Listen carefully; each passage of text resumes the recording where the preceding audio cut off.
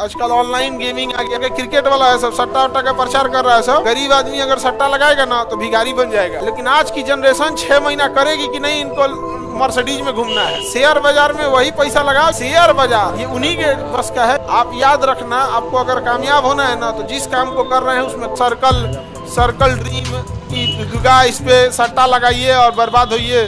समझ में आ गया कि नहीं आ गया? हाँ, ऐसे करके क्रिकेट वाला है सब सट्टा वट्टा का प्रचार कर रहा है सब। गरीब आदमी अगर सट्टा लगाएगा ना तो भिखारी बन जाएगा। समझ में आ गया? आजकल शेयर बाजार में पैसा लगा के अमीर बनने निकला है सब। इन कोढ़ियों को, जिसको बिना काम किए, आप याद रखना, आपको अगर कामयाब होना है ना तो जिस काम को कर रहे हैं उसमें कम से कम 5 साल दीजिए, कम से कम 5 साल, तब जाके कामयाब होइएगा। लेकिन आज की जनरेशन 6 महीना करेगी कि नहीं, इनको मर्सिडीज में घूमना है।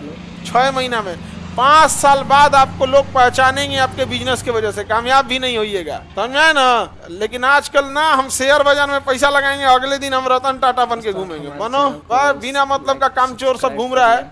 शेयर बाजार में वही पैसा लगाओ जिसका 2 करोड़ डूब जाए तो उसको फर्क भी ना पड़े। कोई बताए कि सर 2 करोड़ डूब गया, हमको क्या बता रहा है, मैनेजर को बताओ। इस टाइप का आदमी जाओ ना शेयर बाजार में, कोई मना नहीं किया। यहाँ किसी को 2 करोड़ डूब जाएगा, पहली बार 2 करोड़ है नहीं, कुल खेत तो बिका जाएगा तब वो 2 करोड़ नहीं है। नहीं समझे? शेयर बाजार और हाथी पालना ये उन्हीं के बस का है जिसके पास अथाह पैसा है। तुम बस हाथी का ना एगो फीता लेना और पेटवा का साई नाप के और फिर समझ में आ जाएगा कितना खाएगी ये। समझ में आ गया ना? गाय भैंस हफ्ता में जितना खाते हैं सुनो, 1 दिन में उतना खाती है। साल भर एक गाय को पालना, 1 महीना एक हाथी पालना बराबर है। गाय तो दूध भी देगी, हाथी और फिर उसका एगो ड्राइवर रखना पड़ेगा हाथी का। महावत बोलते हैं ना ड्राइवर, महावत जो वो ड्राइवर खतरनाक होता है, बिना गियर की गाड़ी होती है।